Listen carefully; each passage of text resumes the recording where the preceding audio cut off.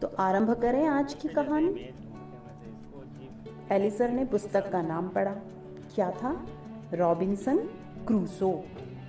Hebrew भाषा में लिखित उस शीर्षक को पढ़कर एलिसर के आनंद की सीमा ही नहीं रही। केवल पूजा मात्र में उपयोग होने वाली भाषा में रॉबिन्सन क्रूसो नामक नाविक की साहस यात्रा का कथा रूप में वर्णन था। क्या भाषा इसलिए भी उपयोग की जा सकती है? एलिसर ने सोचा। उस दिन एलिसर नहीं जानता था कि यही पुस्तक उसके जीवन में महान परिवर्तन का कारण बनेगी। पोलोट्स्क नगर के एक प्रार्थना मंदिर में एलिसर का निवास था।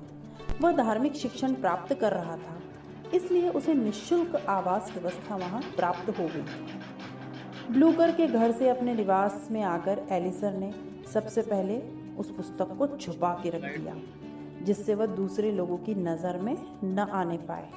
अब उसे विश्वास हो गया कि उसे किसी ने नहीं देखा है, और जब रात हो गई तब उसने एकांत में बैठकर अति प्रिय मिठाई के समान उस पुस्तक को जल्दी से निकाला और उसके एक एक अध्याय का आस्वादन किया। अब आप ये सोचिए कि क्या स्थिति रही होगी कि हिब्रू भाषा में लिखित कोई सामान्य कथा व्यक्ति का पढ़ना भी अपराध माना जाता था। तो इस भाव को भी थोड़ा समझने का प्रयास कीजिएगा। यही स्थिति कभी संस्कृत की भी थी। चलिए कहानी में आते हैं फिर से।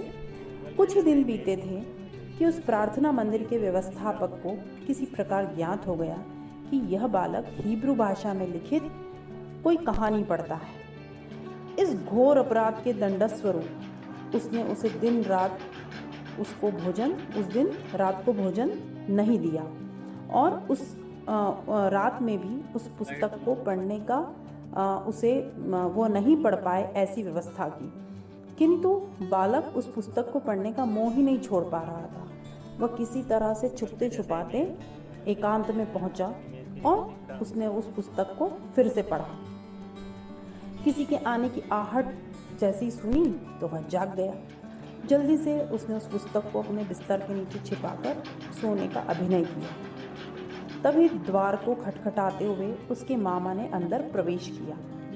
अत्यंत सूक्ष्म दृष्टि से निरीक्षण उन्होंने किया तो उन्हें ज्ञात हो गया कि यह मेरा भांजा कपट निद्रा दिखा रहा है, और इसी बीच उन्होंने उसके बिस्तर को खंगाला और उसमें छिपी हुई पुस्तक को निकाल लिया। पुस्तक को लेकर मोमबत्ती के प्रकाश में उसने उस पुस्तक का नाम जोर से पढ़ा, रॉबिन्सन क्रूसो।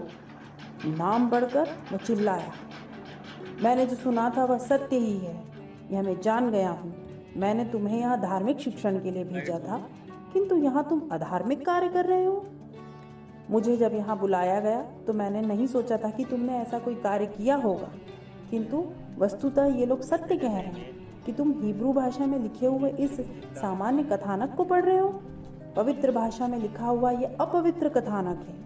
देव भाषा को अपवित्र करने वाले तुम्हारे लिए आज के बाद मेरे पास कोई स्थान नहीं है। उठो, अपना सामान लो और यहाँ से निकल जाओ। विवश होकर एलिसर अपने कपड़े लेकर वहाँ से चला गया, पर कहाँ जाना है यह वह नहीं जानता था। कभी उसने सुना था कि पास में ग्लुबोकिया नाम का नगर है, उसी दिशा में वह चल दिया। रात को उसे भोजन भी नहीं मिला था, इसलिए उसके पैरों में शक्ति भी नहीं थी। फिर भी किसी प्रकार वह धीरे धीरे मध्य रात्रि के समय ग्लुबोकिया नगर पहुंच गया। उस नगर में उसका कोई भी परिचित नहीं था, किंतु वह जानता था कि प्रार्थना मंदिर के दरवाजे तो 24 घंटे खुले ही रहते हैं। उसने एक प्रार्थना मंदिर में पहुंचकर अंदर प्रवेश किया। वहां दीपक का धीमा धीमा प्रकाश फैला हुआ था। अंदर जाकर एक बेंच के ऊपर कराहते हुए वह गिर गया और शीघ्र ही उसे गहरी नींद आ गई। फिर जहां से कथा शुरू हुई थी, आप वहीं आ जाइए। क्या प्रश्न हो रहे थे? तुम कौन हो?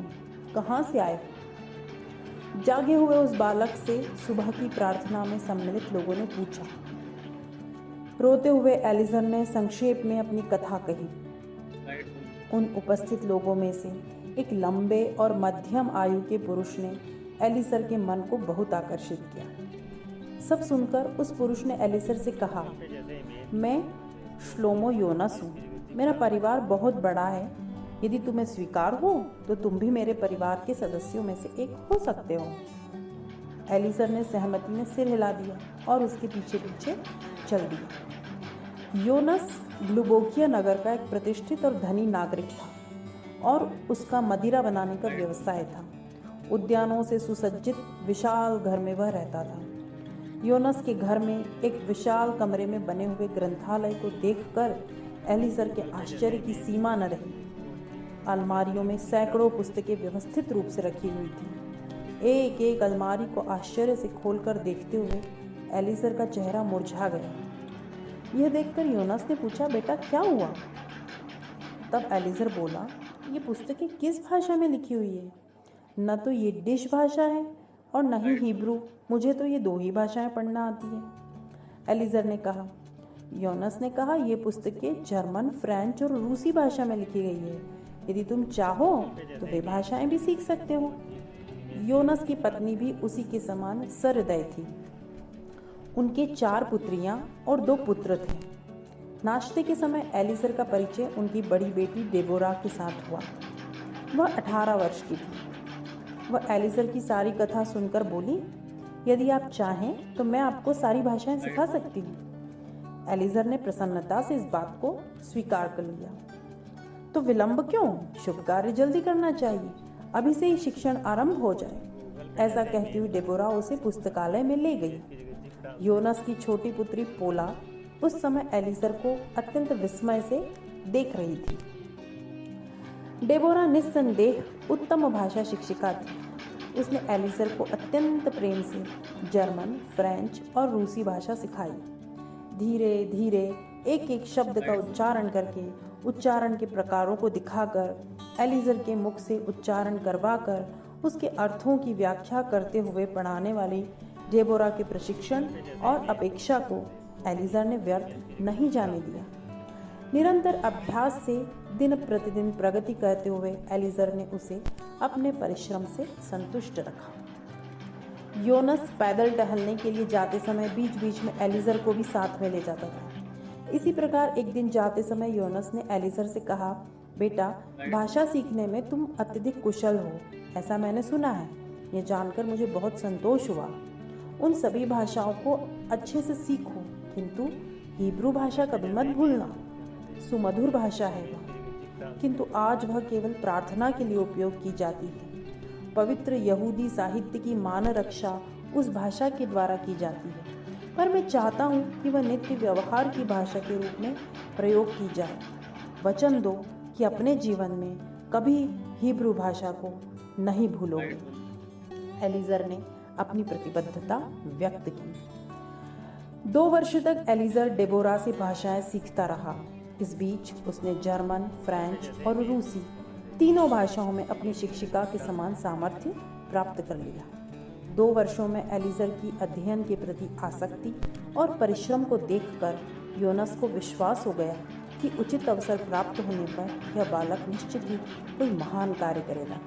इसलिए इसके आगे पढ़ने की व्यवस्था करनी चाहिए। ज्यूनबर्ग नगर जाकर वहाँ एलिसर अपनी आगे की पढ़ाई करे, ऐसा योनस ने प्रबंध किया।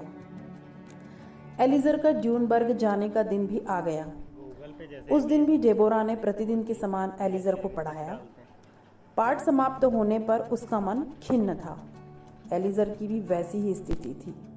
फिर भी एलिसर ने कहा, डेबोरा, तुम्हारे पढ़ाने से ही मैं आज कोई भी वाक्य 5 भाषाओं में बोल सकता हूँ। डेबोरा ने कहा, हाँ, मैं जानती हूँ, किंतु यहाँ से विदा लेते समय आप इसके अतिरिक्त मुझसे कुछ और कहना चाहते हो क्या? सच कहती हो डेबोरे, यहाँ से जाते समय मेरी एक ही चिंता है कि मैं कैसे आपके बिना जीवित रहूँगा। डेबोरा ने कहा, इसका अर्थ है कि आप भी मुझे चाहते हैं? चलो, अंततः यह बात आपने अपने मुंह से तो कही। प्रिय एलिसर, मुझे वचन कि जहाँ कहीं भी रहोगे मेरा स्मरण करते रहोगे।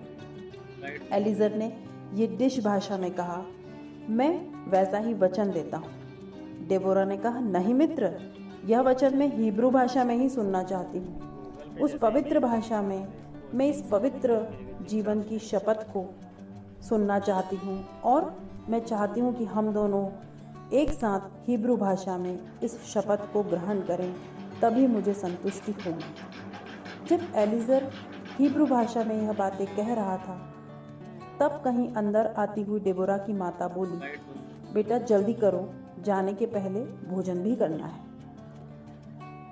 भोजन के बाद डेबोरा स्वयं के द्वारा बनाई गई ऊन की शॉल लाकर एलीजर के कंधे पर रखकर बोली, यह ठंड से तुम्हारी रक्षा करेगी और इसी प्रकार जब जब इसको देखोगे तब तब मेरा स्मरण करोगे। एलीजर उन लोगों से विदा कर लेकर और हिब्रू भाषा में ली गई अपनी शपथ का अच्छे से स्मरण करते हुए ड्यूनबर्ग चला गया।